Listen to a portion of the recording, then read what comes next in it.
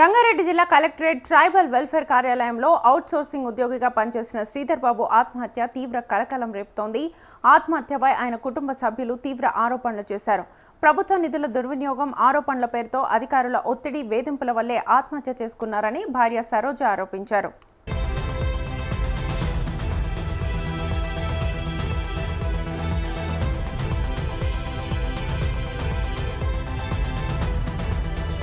$33 లక్షల నిధుల దుర్వినియోగం జరిగిందన్న ఆరోపణలను తన భర్తపై మోపి తప్పు ఒప్పుకోవాలని పై అధికారుల ఒత్తిడి తీసుకొచ్చారని ఆమె తెలిపారు. అదే కారణంగా ఆయన తీవ్ర మానసిక ఒత్తిడికి లోనయ్యారని, అలాగే సంబంధిత అధికారి ముందుగానే చర్యలు తీసుకోకపోవడంపై కూడా అనుమానాలు వ్యక్తం చేశారు.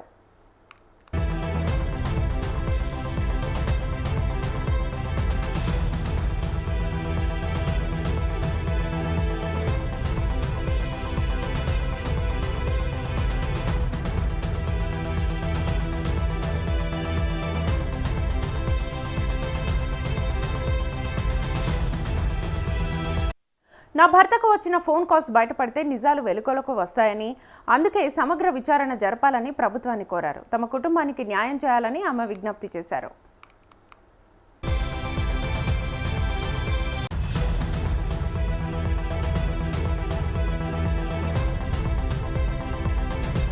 ఈ ఘటనపై ఆదిపట్ల పోలీస్ స్టేషన్లో కేసు నమోదు కాక తెలంగాణ గ్రామీణ బ్యాంకు చెందిన పలు శాఖల మేనేజర్స్పై కూడా ఆరోపణలు నమోదయ్యాయి.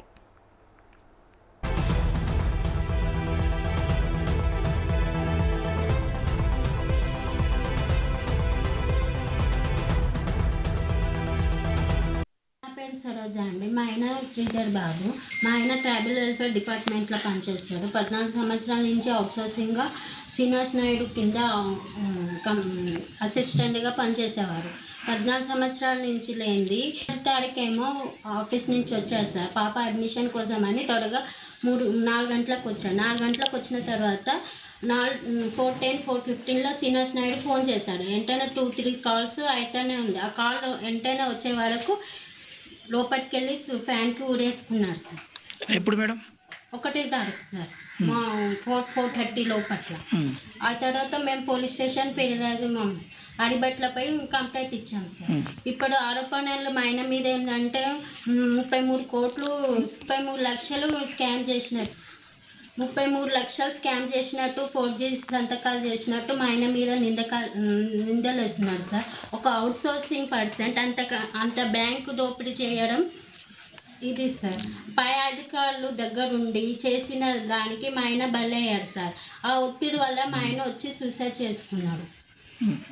మీరేమనుకుంటున్నారు? పైన అధికారులు శ్రీనివాస్ నాయుడు ఇంకా అలా మేడం ఒత్తిడి వల్లనే మా ఆయన సూసైడ్ చేసుకున్నాడు. మాకు న్యాయం కావాలి సార్. మా ఆయన 33 లక్షలు చేశారని చెప్పాడు. ఆ 33 లక్షలు ఇంట్లో ఎక్కడ ఎవరికి చేయలేదు. ఆయన ఎవరికి నేను బ్యాంక్ నెలకు 48,000 కడుతున్నాను సార్. వచ్చేది ఈఎంఐ కూడా అన్ని అప్పులు అట్లనే ఉన్నాయి. నా బంగారం అట్లనే ఉంది. బ్యాంకులో అన్నట్లు ఎక్కడ అప్పులు అక్కడనే ఉన్నాయి సార్. అవే పైసలు ఉంటే అన్ని ఇప్పటి వరకు ఏది క్లియర్ చేయలేదు సార్. మా ఆయన ఆ పైసలు ఎక్కడ పోయినాయి, ఎటు పోయినాయి? 33 లక్షలు అంటున్నాడు కదా, చూడండి.